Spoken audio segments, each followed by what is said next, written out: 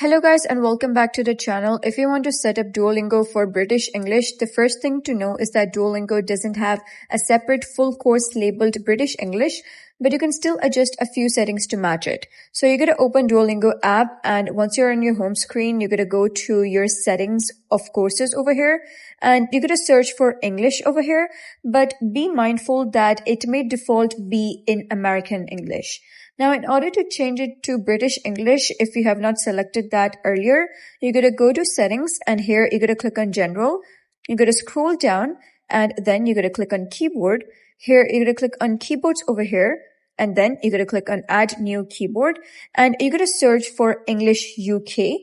Right now, you can see it is English UK for me, but if you're on English United States, you're going to convert it to English UK. The only way to learn British English in Duolingo is changing your phone settings.